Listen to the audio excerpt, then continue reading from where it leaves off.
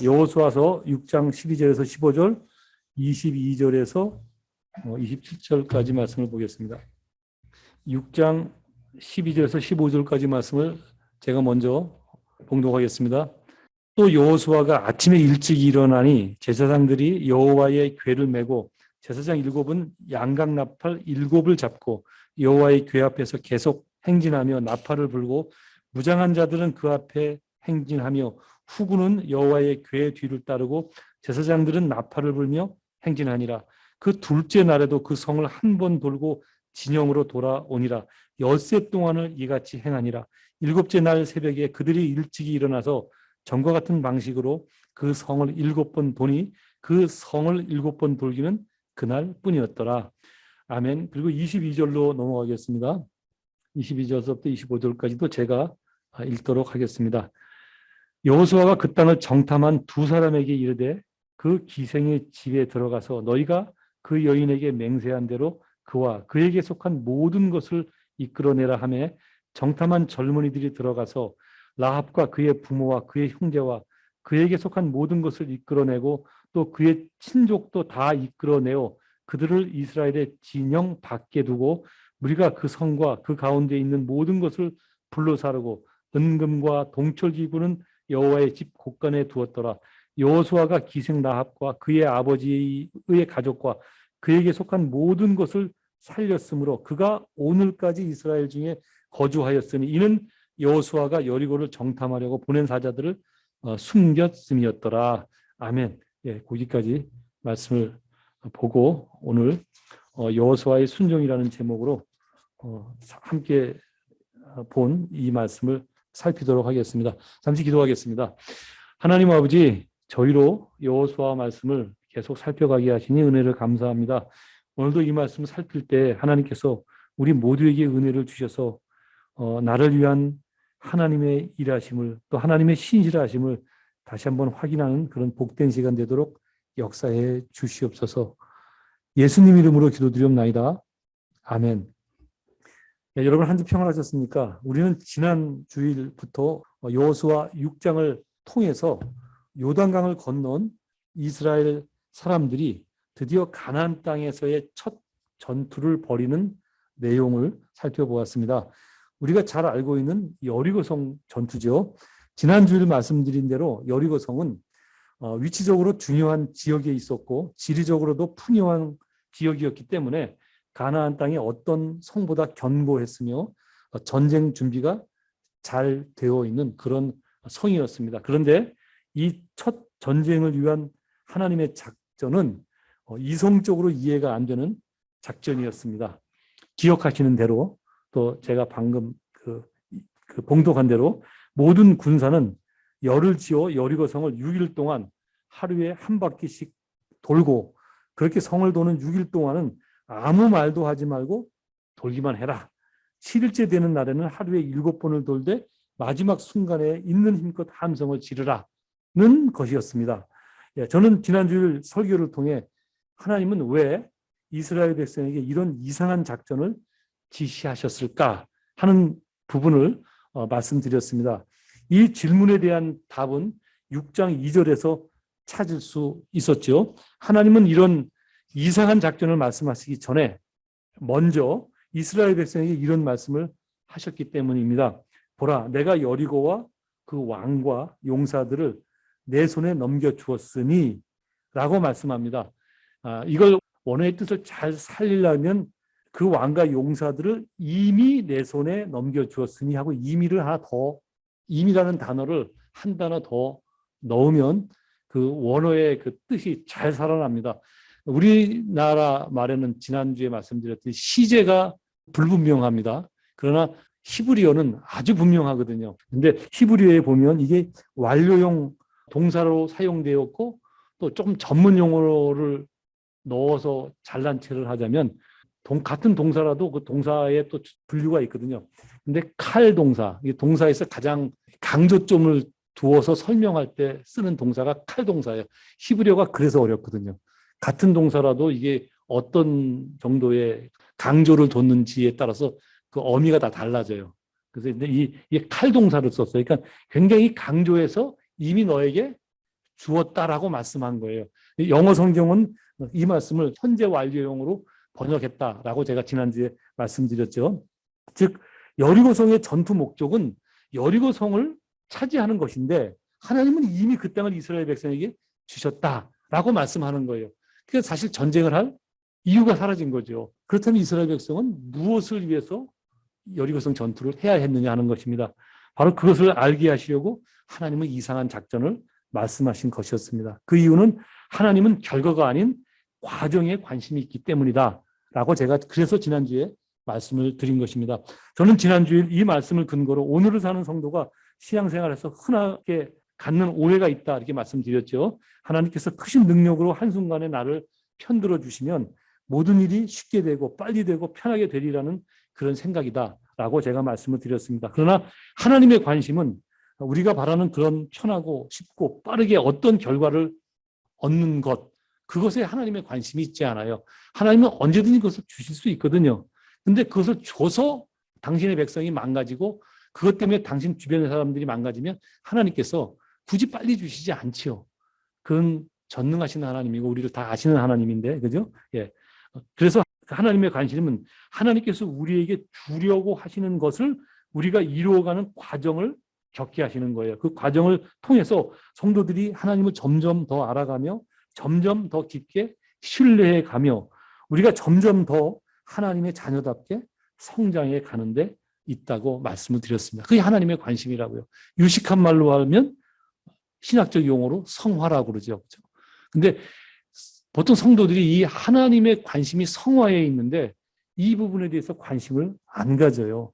그러니까 굉장히 어리석게 신앙생활을 하는 거죠. 힘들게 신앙생활을 한다고요. 하나님의 관심은 우리가 성화되어져 가는 거예요. 왜 성화되어져 가야 되죠? 완성된 단계로 구원받을 만한 수준이 되어서 우리를 하나님의 자녀 삼아 주신 것이 아니잖아요. 우리가 어쩔 수 없기 때문에 하나님께서 일방적으로 예수 그리스도를 통해서 우리의 죄를 용서하시고 자녀 삼아 주신 거예요. 그냥 내 백성이다 이렇게 삼아 주신 거예요. 출애굽기에도 보면 나와 있잖아요. 애굽 땅에서 우상을 섬기며 살던 이스라엘 백성을 그들이 어쩔 수 없어서 살려달라 그러니까 그냥 빼내셨잖아요. 빼내셔서 그냥 일방적으로 당신 자녀로 약속을 하시잖아요. 이게 하나님의 구원이거든요. 구원이 어쩔 수 없기 때문에 하나님이 택하셔 주신 것이기 때문에 남은 과정이 있어요. 우리가 하나님의 자녀다워지는 거예요.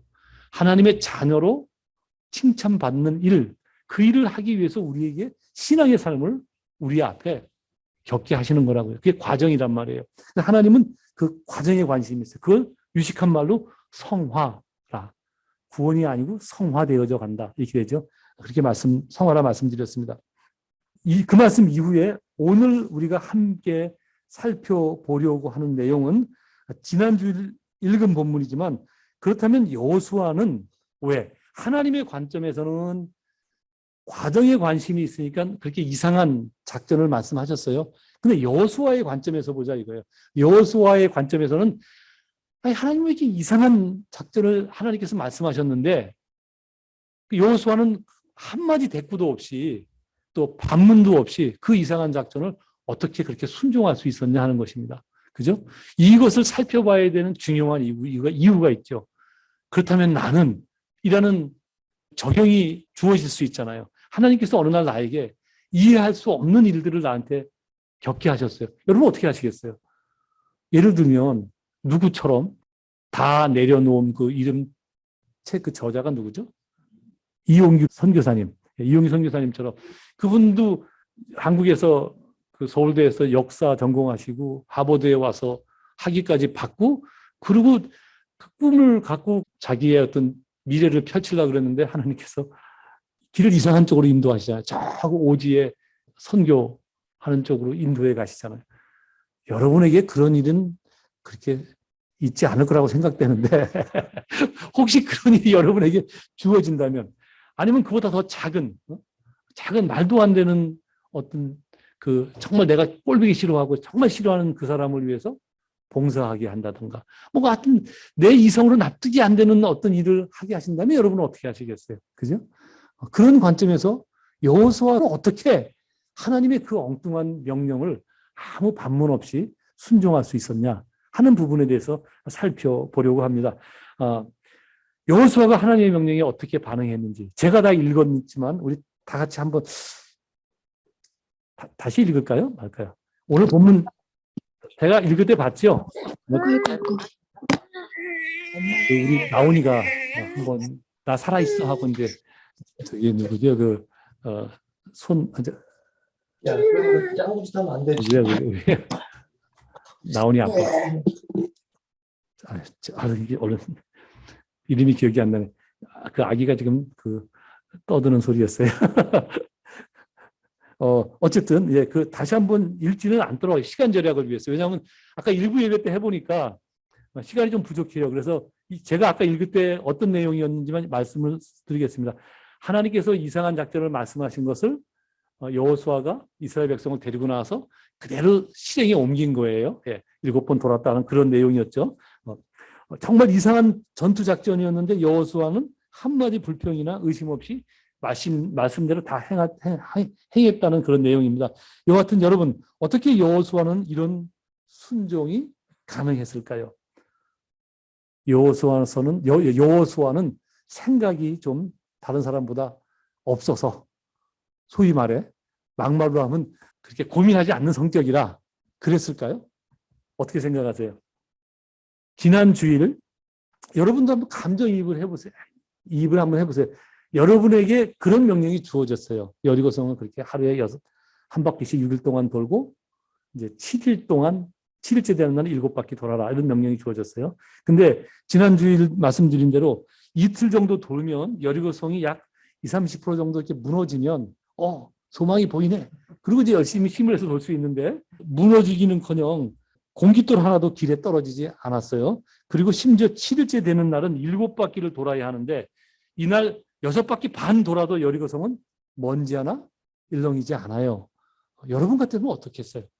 한번 생각을 해보세요. 어떻게 여호수아는 이 무리한 작전을 한마디 반문 없이 순종할 수 있었을까요? 어쩌면 제가 생각할 때 많은 사람들이 지금 내가 헛일하는 것 아닌가 하는 생각을 하지 않았을까? 저는 그렇게 생각합니다. 왜? 무엇을 근거로? 내가 그랬습니다. 사람은 다 거기서 거기거든요. 여러분 같으면 안 그럴 것 같아요? 어떤 기도 제목을 놓고 한 달 작전 기도 해보셨어요? 조금 더 너무 길지요? 조금 낮춰서 3일 기도해 봤어요? 혹은 일주일 기도해 보셨나요? 한 달 기도해서 6개월 기도해 보신 분은 없을 거예요. 3, 4일만 기도해도 뭔가 조짐이 없으면 기도의 동력을 잃어요. 힘이 빠져서 더 이상 기도하고 싶지가 않은 것이 우리잖아요. 그죠? 근데 7일째 도는 날 7바퀴 도는 바로 직전까지도 아무 일도 없으니 이스라엘 백성들은 얼마나 맥이 빠졌을까? 다들 불평불만을 하지 않았을까? 하나님 지금 나하고 장난하시나? 그죠? 그런 생각 안 했을까요? 모르긴 몰라도 사람은 다 거기서 거기이기 때문에 그때 사람들도 속으로 엄청 불만과 의심이 많았을 것입니다. 그래서 하나님은 그들에게 뭐라고 말씀하시죠? 여리고 성을 도는 동안 너희의 목소리가 들리지 않게 하며. 그죠? 아니, 시끄러우면 좋지요. 왕성. 일부러 시끄러우면 나팔 불도 그래서 부는 거거든요. 왕왕 막 떠들면서 부는 건데 목소리가 들리지 않게 하며. 너희 입에서 아무 말도 하지 말라. 입 벌려서 나오는 소리가 좋은 소리 나오는 경우가 없거든요. 사람들한 입에서. 그죠? 그러니까 이 소리 하는 거예요. 너희 목소리가 들리지 않게 하면 너희 입에서 아무 말도 하지 말라. 말씀하셨던 것입니다. 이와 같은 여호수아는 한마디 대꾸 없이 하나님의 명령을 그대로 수행합니다. 도대체 어떻게 그럴 수 있었냐 하는 것입니다. 그래서 우리는 이런 말씀을 읽으면 종종 이런 생각을 합니다. 혹시 어느 날 하나님께서 나에게 이런 터무니없고 이성에 맞지 않는 믿음을 요구하신다면 나는 어떻게 할 것인가? 라는 걱정을 합니다.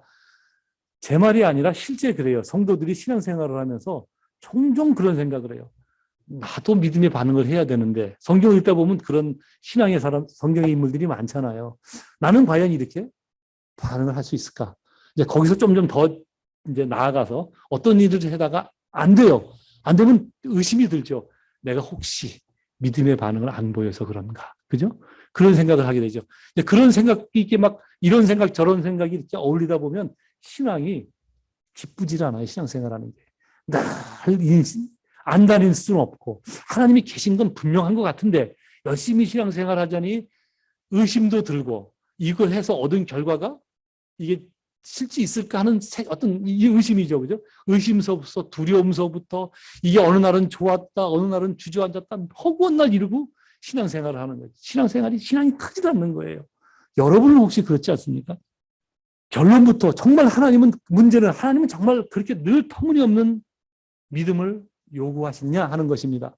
결론부터 말씀드리면 하나님은 그런 분이 아니십니다. 이것이 성경이 우리에게 주는 말씀입니다. 하나님은 결코 당신 자녀들에게 무리한 믿음을 요구하지 않습니다. 하나님은 항상 당신이 누구이며 어떻게 당신 백성을 위하는지 충분히 먼저 알게 하신 후 믿음을 요구하시기 때문에 그렇습니다. 그러니까 이상한 게 아니죠. 그죠? 이상한 건 우리의 이성에 이상한 거예요. 근데 하나님은 우리의 이성 안에 머물지가 않거든요. 우리의 이성 안에 머물지 않기 때문에 그가 창조주가 되시는 거예요. 우리의 이성 안에 머물면 하나님은 창조주가 아니시죠. 그죠? 하나님은 우리의 이성 안에 머물지 않기 때문에 그가 조물주고 전능자고 창조주가 되시는 것이거든요. 근데 우리의 이성 안에 하나님을 가두면 하나님이 의심스러운 거예요. 이상하거든요. 하나님의 말씀이. 하나님이 행하시는 일 모든 것이 다 이상해요. 뭐만 좋냐? 나에게 복 주시는 것만 좋아요. 그래서 요나도 그래서 하나님에 대해 불만을 품었던 거예요. 나는 하나님을 위해서 이렇게 열심히 사는데 저 아수르 사람들은 하나님을 원망하고 저주하고 믿는 사람들을 구박했고 이스라엘 백성을 괴롭힌 저들에게 가서 용서를 구하라는 말을 전해서 저들을 죽음에서 구원해라니 이게 말이 됩니까 하나님? 그 얘기예요.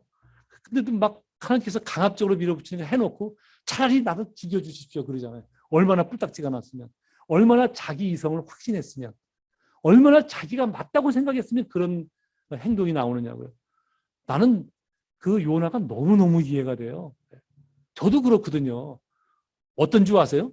제 목사인데도 그 좀 교회를 괴롭히고 뭐 못된 짓을 한 사람은 저 확 망했으면 좋겠어. 이 생각이 문득문득 들어요. 문득문득. 오늘 아침에도 그런 생각하다가 스스로 놀랐어요. 내가 이 수준이구나. 그러는 거예요, 여러분. 인간이 그 수준이라니까요. 이성으로 생각하면 하나님이 이해가 안 돼요. 저런 것을 용서하라니. 저런 것을 위해서 내 물질을 쓰자니. 저런 것을 위해서 내 삶을 투자하다니. 말이 돼? 이 땅은 모두 나를 위해 살기도 바쁜데 이게 말이 돼? 늘 이렇게 하나님의 작전이 이상한 거예요. 근데 하나님은 이상한 분이 아니신다고요. 어떤 것을 요구하실 전에 하나님은 당신이 누구신가를 우리에게 철저하게 다 보여주신다고요. 정말 그런가? 정말 그렇습니다. 조금씩 제가 설명해 드리도록 하겠습니다. 우선 현재 보이는 여리고 작전을 기준으로 제가 말씀을 드리겠습니다. 여리고 작전 자체는 앞뒤 문맥 빼놓고 보면 정말 이상한 명령이죠. 그죠? 말도 안 되는, 이전에도 없었고 이후에도 없는 아주 이상한 명령입니다. 그러나 하나님은 이 이상한 여리고성 전투를 치르기 전 이미 오래전부터 여호수아에게 당신이 누구이신가를 보여주셨습니다. 기억하시겠지만 이 하나님의 이 일하심, 즉 가나안 땅을 주시고자 하는 계획은 아브라함을 부를 때부터 시작합니다. 그러나 그때의 일은 여호수아가 직접 경험한 것이 아니라 제가 생략하고 여호수아가 직접 경험한 것들을 한번 중심으로 말씀드려 보겠습니다. 제일 먼저 애굽 땅에 내렸던 10번의 재앙입니다. 여호수아가 두 눈 부릅뜨고 아주 정확하게 본 내용이죠. 10번의 재앙입니다. 10번의 재앙이 이스라엘 백성이 사는 땅에는 일어나지 않았습니다. 그러나 애굽 사람이 사는 지역에는 그 10번의 재앙이 내려서 그들이 혹독하게 고난받는 것을 이스라엘 사람들이 봤습니다. 그때 하나님이 뭐라 말씀하시나 하면 출애굽기 10장 7절에 보면 이렇게 말씀합니다. 여호와께서 애굽 사람과 이스라엘 사이를 구별하는 줄을 너희가 알리라. 그 외에도 10번의 재앙이 계속 시작되는데 그 재앙이 반복될 때마다 하나님께서 이렇게 말씀합니다. 이것도 이제 이건 10장 말씀인데요. 내가 애굽에서 행한 일들, 곧 내가 그들 가운데서 행한 표징을 10번의 재앙을 얘기하는 거예요. 내 아들과 내 자손의 귀에 전하기 위함이라. 너희는 내가 여호와인 줄을 알리라. 풀어 설명하면 너희는 내가 여호와인 줄, 너희 중에는 여호수아가 들어있는 거예요. 여호와인 줄 알고 이것을 어떻게 해라? 내 자손에게 전하게 하려고 지금 이 재앙을 내리는 거다. 그래서 여러분, 하나님이 능력이 없어서 한 번에 재앙을 내려서 이스라엘 백성을 애굽에서 못 끊어내신 것이 아니에요. 저는 하나님의 이 성품이 이해되지 않을 땐 그 10번 재앙의 3장, 14장, 15장에 나오는 내용이 나중에 기회가 되시면 읽어보세요. 짜증이 났어요. 솔직한 얘기로. 왜이지? 아니 한 번에 끊으시면 될 걸. 또 바로의 마음을 강팍하게 하셨대요. 더더욱이 이해가 안 되잖아요. 이거 하나님 너무 이상하신 분 아닌가? 바로의 마음을 강팍하게 해서 마치 놔줄 것처럼 그러다 다시 안 놔주고 안 놔주고 그래서 10번의 재앙이 지속되거든요. 이게 도대체 왜 이런 일이 벌어지느냐고, 이 말도 안 되는 일이. 근데 하나님께서 직접 말씀하시잖아요. 이렇게 하심으로 뭘 한다고요? 내가 누구인지 너희가 알 것이다. 이 말씀을 하시는 거예요. 그러니까 하나님의 목적은 분명했어요. 과정이 있었던 거예요. 그죠? 말도 안 되는 과정이었지만 그 10번의 과정을 겪으면서 이스라엘 백성이 하나님이 누구신지 알기를 원했던 거예요. 그리고 10번의 재앙 끝에 그들이 애굽을 빠져나오잖아요. 애굽을 빠져나올 때 흥분한 애굽 왕이 왜 흥분했죠? 아들이 죽었잖아요. 자기 아들이 죽고 전 저녁에 모든 장자가 다 죽어버렸어요. 얼마나 화가 납니까? 이 흥분한 애굽 왕 바로가 군대를 보내 이스라엘 백성을 멸절시키려고 그다음에 막 말을 동원해서 쫓아 나옵니다. 하나님께서 그들을 인도하시는데 잘 나가고 있는 방향을 틀어서 어디로 인도하시냐면 어디로 인도하시죠? 홍해 바닷가 쪽으로. 이제 지도를 보시면 알겠지만 홍해가 강이 아니에요. 지금은 운하가 있지만 뭐 지금 강이 아니라 이렇게 길게 이렇게 바다의 끝쪽이라고요. 그러니까 지금보다 그 당시는 더 길게 올라와 있었고 지금은 다 이제 매립을 하고 그래서 뭐 지금은 그냥 다닐 수 있지만 그러니까 바다 쪽으로 인도를 하시다 보니 바다 끝 쪽으로 그냥 틀어서는 나갈 수 없고 바다를 건너야 되는 쪽으로 인도하신 거예요. 뒤에는 누가 쫓아와요?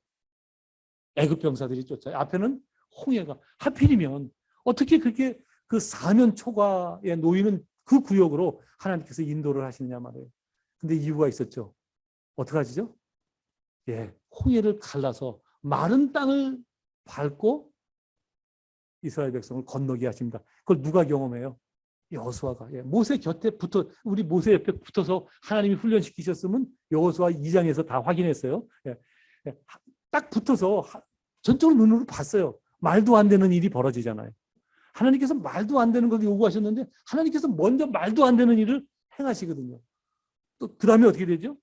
그리고 여호수아는 물론 그 사실을 여호수아만 본 것이 아니라 모든 이스라엘 백성이 같이 경험을 했습니다. 근데 가데스 바네아에 한 달 반 만에 그들이 도착을 하죠. 대략 요 정도 위치인데요. 여기서 빠져나와서 이렇게 와서 여기까지 온다고요.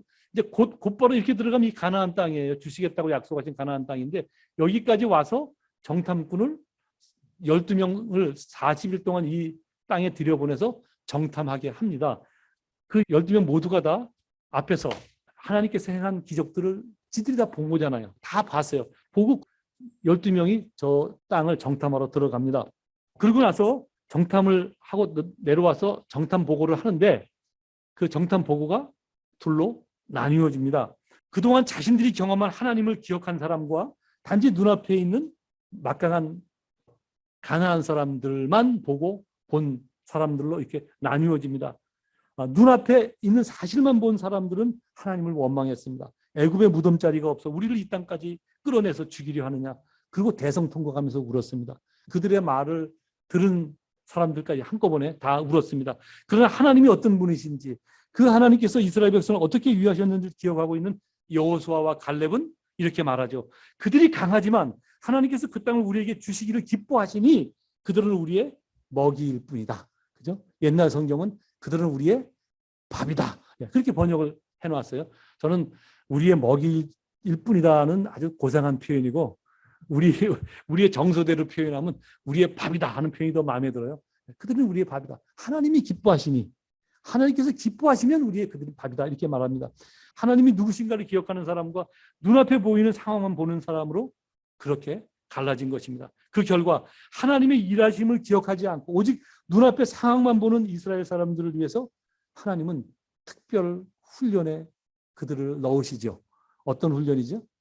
40일 동안 정탐을 했는데 그것을 하루를 1년으로 계산해서 40년 동안 하나님만 의지하게 만드는 훈련을 합니다. 광야 생활이죠. 그죠? 광야 생활. 그들이 농사 지을 수도 없고 그들이 먹고 살 것을 위해서 무엇을 행할 수도 없어요. 뭐 정착해서 할 만하면 하나님께서 옮기라 그러거든요. 아침에 일어나고 옮기라 그러면 또 다 보따리 쌓고 다 옮겨야 돼요. 또 뭔가 좋은 땅을 찾아가려면 여기서 머물러. 그러면 또 꼼짝없이 머물러야 돼요. 머물러서 뭐를 먹고 살았죠? 농사도 안 졌는데. 만나로 먹고 살았습니다. 만나는 아시다시피 이틀치를 거둘 수가 없어요. 매일매일 하나님만 주목해야 돼요. 그 훈련을 제 얘기가 아니에요. 신명기에 가면 그 광야 생활 다 마칠 때 모세가 한 말을 제가 지금 표현하는 거예요. 너희를 훈련시키려 하였다. 그러니까 이스라엘 백성이 그 훈련을 다 40년 동안 받은 거예요. 무슨 훈련이에요? 하나님만 의지하는 훈련. 하나님이 어떤 분이신가 하는 훈련을 봤어요. 매일매일 안타까웠겠지요. 여러분 만나가 맛있었을까요? 뭐 표현하자면 꿀 바른 과자 같다고 표현하지만 그거 일주일만 먹어봐요. 맛있나? 한 가지 음식 일주일만. 여러분 음식 뭐 좋아하세요?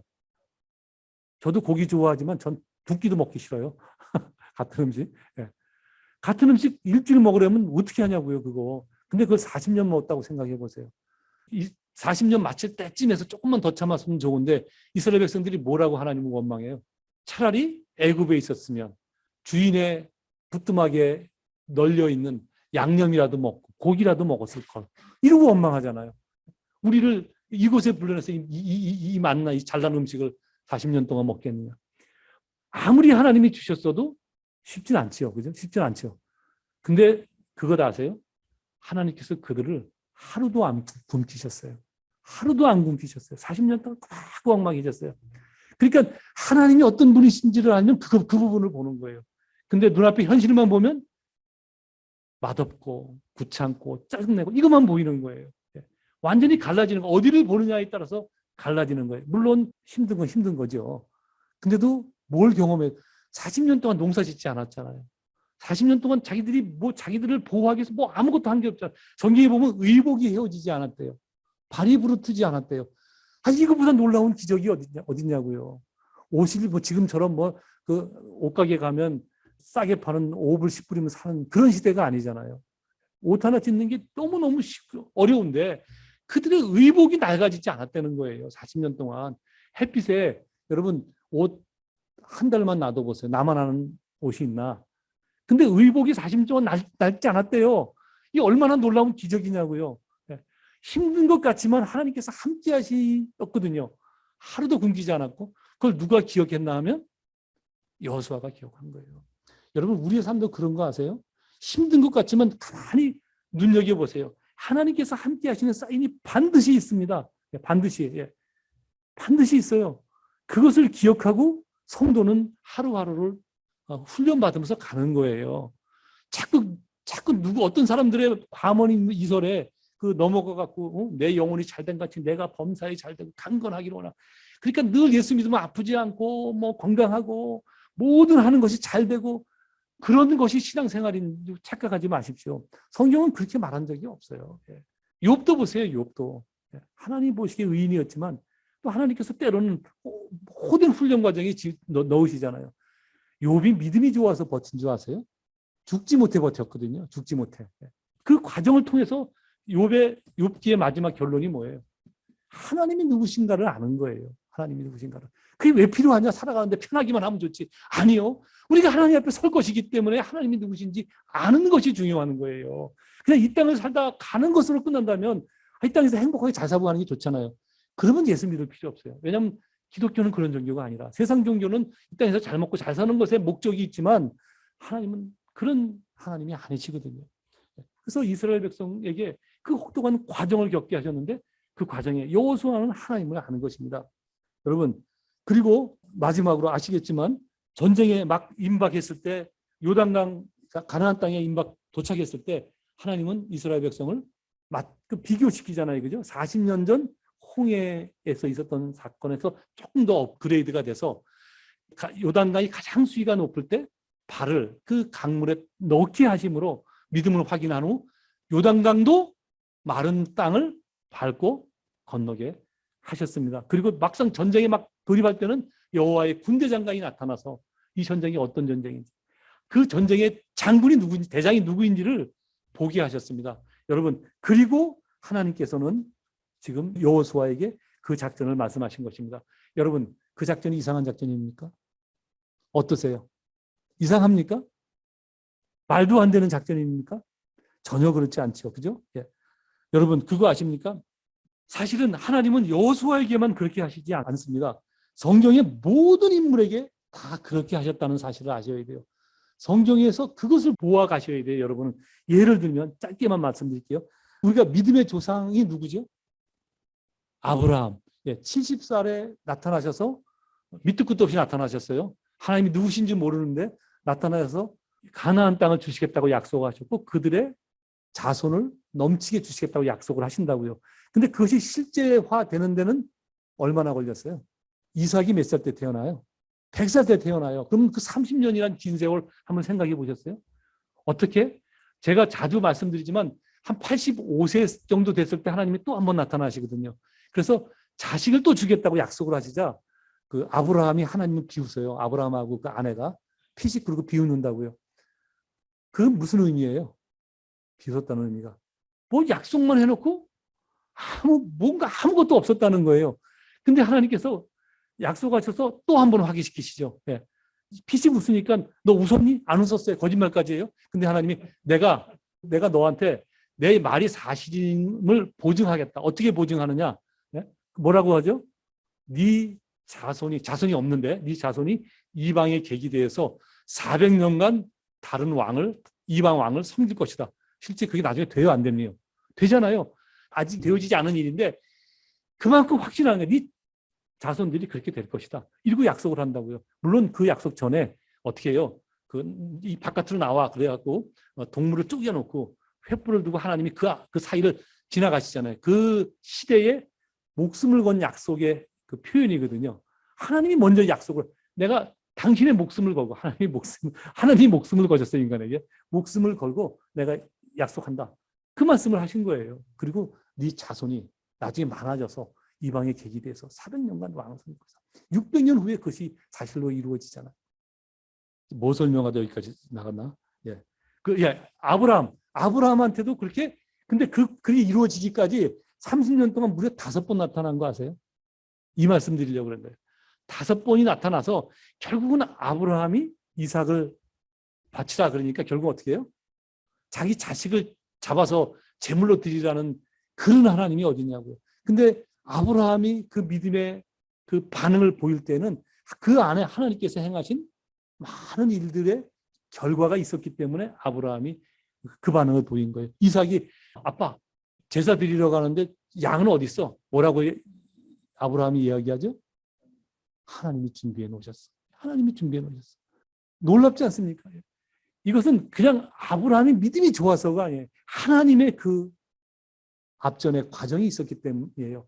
이것을 저를 가르쳐준 그 박영선 목사님은 그렇게 표현합니다.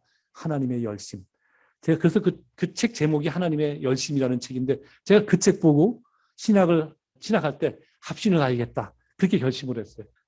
이제 그 목사님이 합신해서 가르치셨거든요. 그래서 내가 합신을 가야겠다. 그 결정을 한 거예요. 하나님의 열심. 그게 하나님의 열심이라고요. 우리를 향한 하나님의 열심이 있었기 때문에 여호수아가 또는 아브라함이 그 결정을 할 수 있었던 것입니다. 여러분 아브라함만 그랬을까요? 아니요.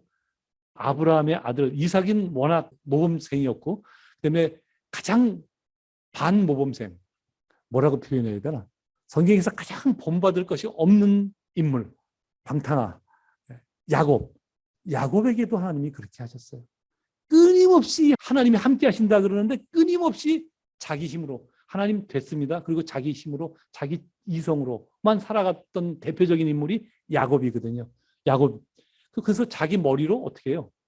형 에서를 속이고 아버지 이삭을 속이고 그리고 모든 장자권을 빼앗은 다음에 형이 죽이겠다고 펄펄 뛰니까 형이 무서워서 외삼촌 라반의 집으로 도망가잖아요. 그죠? 도망가서도 외삼촌 라반의 집에 가서도 또 자기 이득을 취하다가 자기 꾀에 속아갖고 무려 20년이나 종살이를 하잖아요. 20년이나. 그것도 단 이유가 한 가지밖에 없어요. 자기 목적을 이루기 위해서. 사랑하는 여인 라헬, 그 외삼촌 라반의 딸 둘이 있었는데 그 동생 라헬을 이뻐했거든요. 그러니까 라헬을 얻기 위해서 완전 이거 집요한 사람이에요. 자기 형도 속이고 욕심 한번 자기가 갖겠다고 타겟을 삼으면 그것을 위해서 진짜 하나님도 슬쩍 내려놓는 어떤 이런 그런 유형의 성격인데 그 라헬을 취하려고 종살이를 오랫동안 하잖아요. 그 다음에는 또 외삼촌 라반의 또 것들을 또 이렇게 물건을 또 챙기려고 또 종생활을 더하고 그래서 무려 20년 가까운 생활을 종살이를 한다고요. 그리고 나서 때가 되자 가나안 땅으로 다시 돌아오는데 제가 왜 이 말씀을 드리냐면 형을 속이고 라반의 집으로 도망갈 때 하나님께서 야곱에게 나타나서 말씀하셨어요. 내가 너와 함께 하겠다.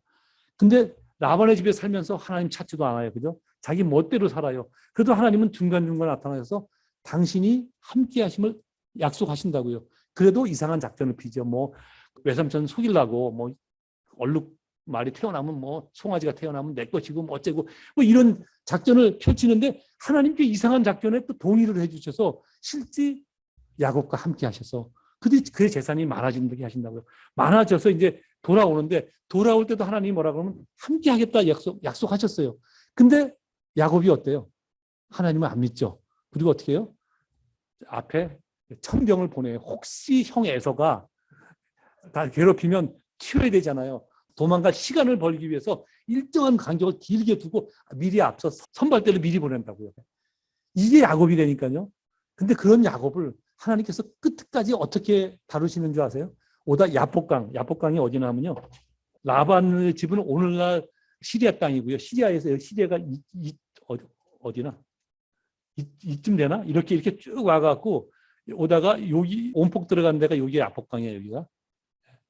오늘날도 물이 계속 흘러요. 제가 이스라엘에서 강 개념을 말씀해 드렸잖아요. 물이 1년 12달 흐르면 그게 강이라고. 양은 아무 상관없어요. 졸졸 흘러도 그들의 말에는 개울이라는 단어가 없거든요. 그러니까 물이 1년 12달 흐르면 그걸 강이라고 표현을 해요. 그래서 그 야복강 오늘날도 홍수가 나면 저기도 굉장히 요르단 땅이 전부 땅에 있는 물이 절리 흘러들기 때문에 엄청 흐르는데 뭐 어쨌든 그 야복강가에까지 왔을 때 하나님께서 야곱에게 나타나서 씨름을 하잖아요. 씨름을 해서 결국은 어떻게 해요? 그 천사를 야곱이 굳이 이기겠다고 그래요. 자기는 본인은 이겼다 그러는데 하나님께서 뭐라고 어떻게 해요? 천사가 야곱의 이 환도뼈 여기 이 환도뼈를 쳐갖고 뽑아낸 건 아니고 환도뼈를 쳐갖고 무너뜨려 버리잖아요. 그래서 그때부터 야곱은 똑바로 걸음을 못 걸었어요. 근데 이 환도뼈는 무슨 뼈냐면 사람이 힘을 쓰는데 기준이 되는 뼈예요. 중심이 되는 뼈가 이 환도뼈거든요. 이 환도뼈를 쳤다는 것은 자기 힘으로 못 살게 하셨다는 얘기예요. 야곱이 그렇게 그때까지도 철저하게 자기 힘으로 살았는데 하나님께서 환도뼈를 쳐서 하나님을 바라보도록 하신 거예요. 그러한 그 야곱이 조금씩 변해서 죽기 전에 뭐라고 얘기해요? 자기 아들을 1명, 2명 애굽 땅에 다 피난 가서 거기서 죽잖아요. 야곱이 죽을 때 자기 자녀들 하나 모아놓고 한 명 한 명 머리에 손을 얹고 축복 기도를 하며 자식들을 향한 예언을 말하는데 그 말할 때 야곱이 이렇게 말합니다. 내 부여조의 하나님이 아닌 그 자기 부는 누구예요? 이삭, 조는 아브라함. 네. 그러니까 아브라함의 하나님, 이삭이 하나님이 아닌 나의 하나님의 이름으로 축복한다. 이러고 말한다고요. 이 놀라운 멘트거든요. 다른 하나님인가요? 아니요. 같은 하나님이에요. 같은 하나님인데 왜 그렇게 야곱이 표현을 했을까요? 예, 자기를 굴복시키고 자기에게 나타나서 하나님이 누구신가 끈덕지게 끝까지 지치지 않고 보여주신 그 하나님 앞에 야곱이 손을 들는 거거든요. 결국은 그 하나님 앞에 결국은 손을 드는데 그 하나님의 이름으로 내가 너희를 축복한다. 이러고 한 사람 한 사람 자식들에게 축복을 한다고요. 여러분 하나님이 그런 분이에요. 그러니까 이상한 요구가 아니라니까요. 우리의 이성이 이상한 거예요. 하나님은 다 계획이 있으세요. 그래서 그 많은 것을 보여주시고 어떤 것을 요구하셨거든요. 여러분 구약의 인물을 제가 예를 들었는데 신약으로 돌아도 마찬가지죠. 그죠? 베드로도 마찬가지. 베드로는 이방인을 위한 하나님의 교회가 아니라 유대인을 위한 하나님의 교회를 세워야 된다고 늘 주장했던 사람이에요. 유대인의 어떤 사도, 어떤 유대인의 사도잖아요.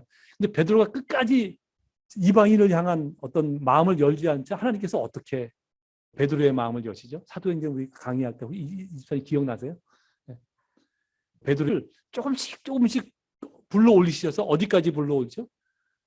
그 당시 사마리아인과 유대 땅 접경 지역까지 이렇게 제가 그때 설명드렸죠. 이상하게 한 걸음 한 걸음 이렇게 가게 하셔서 거기서 딱 그 접경 지역에 이르자 하나님께서 환상을 보여주시잖아요. 하늘에 큰 보자기에다가 그 이상한 동물도 다 내려서 먹으라 이렇게 명령이 떨어지는데 베드로가 보니까 말도 안 되거든요. 왜냐하면 율법에 먹지 말라는 동물이 다 있으니까 저는 못 먹죠. 내가 믿음이 어떤 사람인데 이렇게 하나님께서 그래? 야, 내가 깨끗하다 그러는데 네가 그러냐? 참 중요한 말이에요, 그죠? 먹으래 그래도 못 먹어 또 이것도 버텨요. 하나님이 세 번째 하니까 그때야 비로소 순종을 하잖아요. 그러니까 베드로가 뭐가 잘나서 뭐 한 게 아니에요. 하나님이 그렇게 집요하게 나타나셔서 베드로를 설득을 하신 거예요. 여러분 신약에 오면 그 바울도 마찬가지예요. 바울도 한순간에 무너진 것 같은데 아니요. 그 전에 아시겠지만 그 초대교회의 집사 스데반 집사가 돌에 맞아 죽을 때 그 자리에 누가 있었나 하면 그때 사울이었죠. 사울이 그 모든 것을 지켜봤어요. 그걸 지켜보고 그들이 하는 그러니까 돌로 스데반을 때려 죽이는 것을 마땅히 여겼대요. 그 내용을 왜 기록하고 있을까요? 사도행전이. 그랬던 사울이 어떻게 변해서 바울이 되는가를 말씀하려고 그러거든요. 그 내용은 하나님께서 그러한 사울에게도 함께 하셔서 결국은 그를 바울 만들어 놓으신 거예요. 그러니까 말도 안 되는 얘기잖아요. 왜냐하면 바울이 예수 믿는 사람, 예수를 주라 고백하는 사람들을 때려 죽이러 가는 중에 나타나셔서 말씀하신 거잖아요. 근데 그래서 사울아 누굽니까? 그러니까 네가 찾는, 네가 그렇게 멸시하는 예수다. 이런데 그 말 한마디에 넘어지거든요. 어떻게 이런 일이 벌어지죠? 모르긴 모르지만 마치 석공이 돌을 깨듯이 계속해서 한 방 한 방 하나님께서 바울을 때리고 치고 계셨던 거예요. 아니라고 고백했지만 자기 마음속에 늘 울림이 있어서 금이 가고 있었던 거예요. 결정적인 시기에 한 말씀에 바울이 넘어와서 이방인을 위한 선교사가 되잖아요. 그죠? 이방인을 위한 사도가 되잖아요. 여러분, 하나님은 그런 분이시거든요. 어느 날 갑자기 나타나서 이상한 요구하지 않습니다. 그러면 여러분 생각할 때 이제 그런 생각이 드시죠. 나는 그런 일이 없는데. 아니요. 우리의 생각이 너무 기억의 기간이 짧은 거예요. 잘 생각해 보세요. 우리의 삶의 긴 여정 속에 언젠가는 하나님이 나타나셔서 늘 말씀을 하셨어요. 오늘날 같으면 우리는 늘 자꾸 기적으로 보여주시길 원하지만 물론 필요한 때 기적으로도 보여주시기도 하지만 대부분 말씀을 듣게 하시거든요. 어떤 과정을 통해서든지 어떤 말씀을 듣게 하셨을 거예요. 그리고 뭔가가 마음에 생각나게 하셨을 거예요. 어떤 것을 고민하게 만드셨을 거예요. 하나님이 늘 그 작업을 하시거든요. 우리 안에 내주하시는 성령을 통해서 우리로 고민하게 만드시고 뭔가씩 기억나게 만드시고 뭔가 말씀이 떠오르게 만드시고 또는 봐야 될 텐데 성경을 또는 기도해야 될 텐데 이런 갈등이 생기게 만들고 그러니까 괜한 일이 아니라니까요. 여러분 안 믿는 사람들은 안 믿어요. 믿을 수가 없어요. 말도 안 되는 얘기이기 때문에 믿을 수가 없어요. 뭔가 갈등이 생기고 고민이 생기는 이유는 따로 있는 거예요. 여러분의 심령 안에 성령이 내주하셔서 그 일 작업을 하고 계시는 거거든요. 단지 강제하지 않으신다고요. 강제하면 우리가 받을 상급이 없잖아요. 오랜 시간이 걸려도 하나님은 기다려주시거든요. 그리고 더 결정적인 게 뭔지 아십니까? 하나님이 말씀을 통해서 당신이 누구신가를 다 나타내 보여주셨어요. 오늘 내용도 그런 내용이에요. 이상한 것처럼 보이지만 그게 이상한 것이 아니다. 이미 하나님이 다 우리의 삶에 나타내 보여주신 것이 있다. 나타내 보여주셨다라는 것을 말씀하고 있는 거예요. 성경이 이것을 다 말씀하고 있어요. 근데 여러분 성경에 관심 없잖아요. 그죠? 그리고 말이 돼? 소리만 한단 말이에요. 여러분 그 말이 안 되는 거예요. 하나님 앞에서. 네. 이미 정말 여러분이 갈등이 생긴다면 좀 돌아보십시오. 하나님이 나에게 하신 말씀 있나? 내 이전에 하나님께서 나에게 보여주신 어떤 것이 주신 것은 어떤 것인가 좀 찾으려고 노력해 보십시오. 하나님은 그런 마음을 기뻐하시거든요. 그런 마음을 갖게 되면 성령이 역사하셔서 깨닫게 하시고 성령이 하는 사역 중에 중요한 사역이 깨닫게 하시고 알게 하는 거예요. 우리는 성령의 사역 그러면 자꾸 이상한 기적, 그죠? 네. 하늘이 왔다 갔다 하고 구름이 왔다 가는 기적만 생각하지만 그건 성령이 하는 사역 중에 정말 극치 일부분의 사역이고 성령이 하시는 주 사역이 뭐냐? 우리의 삶에서 알게 하시는 거예요. 말씀을 깨닫게 하시는 거예요. 기억나게 하시는 거라고요. 여러분이 거기에 관심을 간다면 하나님께서 일하신다니까요. 당신이 어떤 일을 하게 하셨는지 깨닫게 하신다고요. 여호수아의 입장에선 그 하나님께서 요구하시는 그 작전이 하나도 이상한 것이 아니었어요. 왜냐? 하나님이 어떤 분이신지 알았잖아요. 너무나 많이 속속들이 경험했잖아요. 여러분, 그 하나님은 오늘날도 동일하다는 사실을 알아야 됩니다. 저와 여러분의 하나님이 그런 하나님이시라고요. 단지 하나님의 일하심이 워낙 사이클이 길어서 정말 세심히 봐야 돼요. 때로는 낭망스러울 때도 있어요. 제가 인정합니다. 근데 하나님께서 뭐라고 말씀하셨어요? 오래 참으라 말씀하셨잖아요. 빈말하신 게 아니라니까요. 은혜를 주시고 당신이 붙들고 계시기 때문에 그 말씀을 한 거예요. 하나님은 그런 분이시라고요. 하나도 이상한 것이 아니라는 사실을 기억하십시오. 그래서 사실 오늘 말씀드리려고 하는 것은 그 다 살펴봤는데요. 한 본문이 또 남았잖아요. 그죠?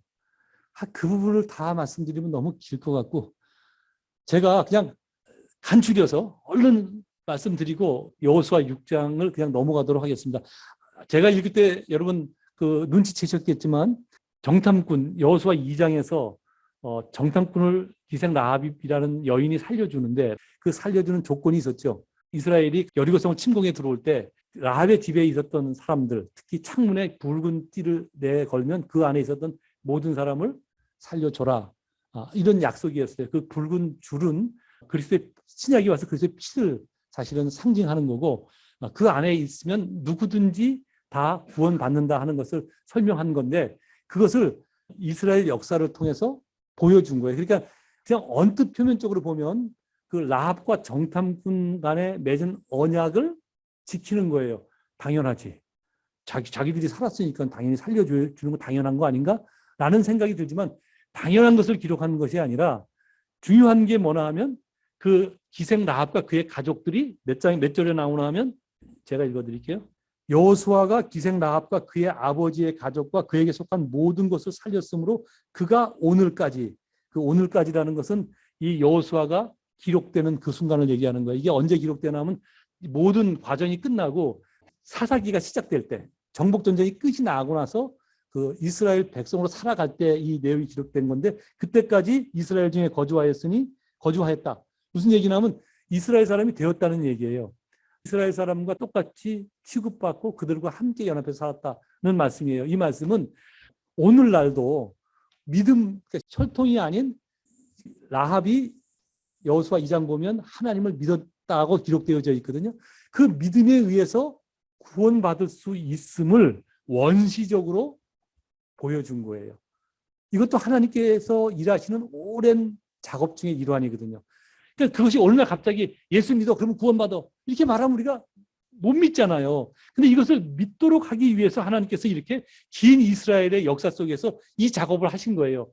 혈통적으로 이스라엘 사람이 아님에도 불구하고 하나님의 언약 때문에 라합의 가족이 이스라엘 사람의 하나가 되어서 구원받고 이스라엘 백성으로 하나님의 백성으로 이스라엘 백성 리꼴 하나님의 백성이거든요. 내 백성이다 이렇게 하나님이 말씀하시니까 하나님의 백성으로 살아갈 수 있다는 것을 원시적으로 보여주신 거예요. 그러니까 여러분 그래서 신약으로 와서 바울이 뭐라고 이야기하죠? 이렇게 이야기합니다. 이제는 율법 외에 율법은 이스라엘 백성 혈통과 율법을 지키는 것으로 구원받는 이 언약이거든요. 근데 이 율법 외에 하나님의 한 의가 나타났으니 율법과 선지자들에게 증거를 받은 것이라. 이미 다 벌써 구약에서 말씀하셨다 이런 얘기예요. 받은 것이라. 곧 예수 그리스도를 믿음으로 말미암아 모든 믿는 자에게 미치는 하나님의 의니 차별이 없느니라. 오늘날 우리를 위해서도 하나님은 그렇게 그 많은 일을 하신 거예요. 그래서 어느 날 야 예수 믿으면 구원받아. 그게 말이 돼? 라는 말을 하시면 안 되는 거예요. 우리의 이성으로는 그게 이상하게 들릴지 모르지만 하나님의 입장에서는 이미 오래전부터 그 작업을 해오신 것이다. 누구를 위해서? 늘 오늘을 사는 우리를 위해서. 늘. 그 말씀이 오늘 본문 내용입니다. 여러분 그렇습니다. 여호수아가 순종할 수 있었던 이유는 그가 믿음이 좋아서도 아니에요. 특별해서도 아니에요. 하나님께서 늘 많은 그 일 전에 많은 일을 여호수아에게 나타내 보이셨기 때문입니다. 오늘을 사는 우리에게도 하나님은 당연히 그렇게 하십니다. 단지 우리가 빨리 잊어먹는 것입니다. 어떨 때는 하나님의 은혜를 깨달을 때 막 좋은데 경험해 보시면 알겠지만 한 달도 안 가잖아요. 그죠? 한 달도 안 가고 또 어떤 일만 생기면 또 걱정하고 염려하고 또 말이 돼? 또 이러거든요. 근데 하나님은 또 버리시지 않고 또 훈련의 시간을 조금 더 두게 하시죠. 그죠? 그래서 어느 때가 되면 또 한번 어떤 신앙의 턱을 넘게 하시고 또 이상한 우리 입장에서 이상한 요구를 하시죠. 믿음으로 하나님 앞에 반응을 하느냐. 반응을 하면 하나님께서 옳다 인정함을 받으면 또 하나님께서 축복하시고 우리에게 그 모든 것을 다 칭찬하시고 복을 내려주시고 그렇게 하신다고요. 동일하게 하나님은 오늘날도 변하지 않고 그렇게 행하신다는 사실을 기억하고 오늘이라는 날을 살 때 늘 믿음의 반응을 보이기 위해서 하나님이 누구신지 알아가는 일에 그러기 위해서 여러분 말씀도 보고 또 기도도 하고 게을리하지 않는 복된 저와 여러분 되어지기를 간절히 소망합니다. 아멘. 기도하겠습니다.